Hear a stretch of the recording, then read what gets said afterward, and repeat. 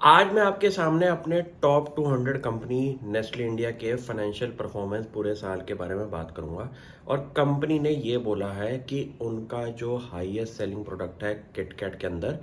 वो पूरे वर्ल्ड के अंदर बिगेस्ट मार्केट है इंडिया के अंदर। अब आप ये सोचिए कि एक चॉकलेट मार्केट के अंदर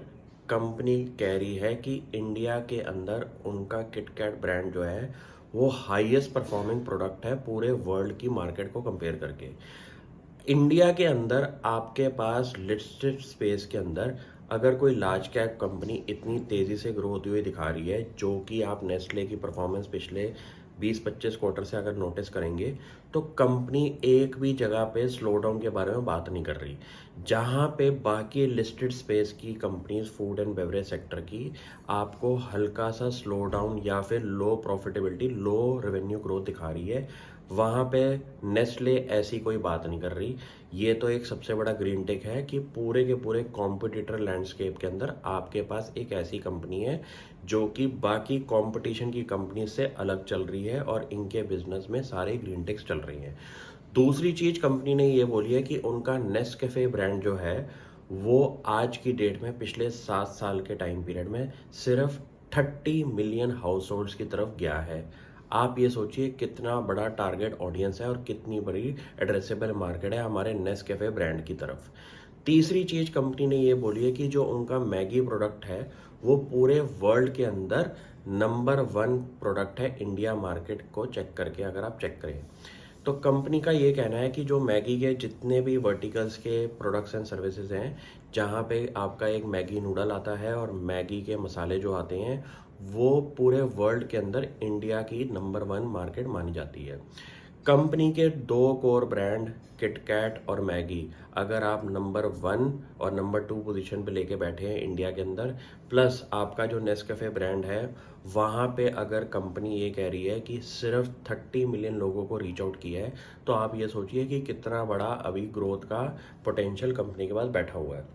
तीसरी सबसे इम्पॉर्टेंट चीज, कंपनी ने अपने बिजनेस के बारे में एक बात बताई है जो शायद आपको सिर्फ लाइंस के बेसिस पे समझ नहीं आएगी, आपको उनका इम्पॉर्टेंट एरिया देखना पड़ेगा।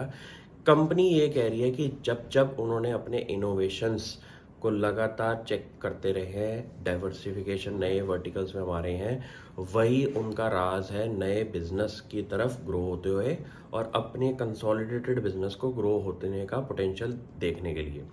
यहाँ पे आपको ये लगता है कि एक लेवल पे जाके कंपनी की ग्रोथ रेट जो है वो कम होना शुरू हो जाएगी, लेकिन नेस्ले ने इसको बिल्कुल रॉन्ग प्रूव करके दिखाया है कि अभी भी उनका बिजनेस कितनी तेजी से ग्रो हो रहा है। कंपनी ने क्या बोला है कि अपनी करंट कैपेबिलिटीज, कैपेसिटीज और न्यू बिजनेस जोग्राफीज और प्लेटफॉर्म्स के अंदर जहां पे कंपनी एग्रेसिवली पुश कर रही है, वहां पे उनका नेक्स्ट रेवेन्यू ग्रोथ दिखाई देता है और कंपनी उस पार्ट पे अपने आप को एक कोर कॉम्पिटेंट एरिया समझती है। आपको ये देखना पड़ेगा कि एक कंपनी अगर अपने existing geography, existing marketing practices से अपने आप को ग्रो करेगी, तो एक लेवल पे जाके कंपनी ठंडी पड़ना शुरू हो जाती है और आपको नया बिजनेस नहीं मिलता। इस कंपनी ने क्लियरली ये बोला है कि वो हर प्लेटफॉर्म के अंदर अपने आप को, अपनी प्रेजेंस फेल्ट कराना चाहते हैं और ग्रो करा रहे हैं। ऐसी चीज़ें अगर आपको एक लार्ज कैप कंपनी में दिखाई दे, तो शायद आपको अभी भी इसके अंदर माइंडसेट जो है 10-15% की ग्रोथ नहीं, 20-25% की ग्रोथ का माइंडसेट लगाना पड़ेगा। और ऐसी कंपनी इस लेवल पे अगर ग्रो हो रही है तो फ्यूचर का पोटेंशियल अभी भी बाकी है। इस कंपनी को फोकस में रखें और नोटिस करते रहें हर क्वार्टरली। Thank you.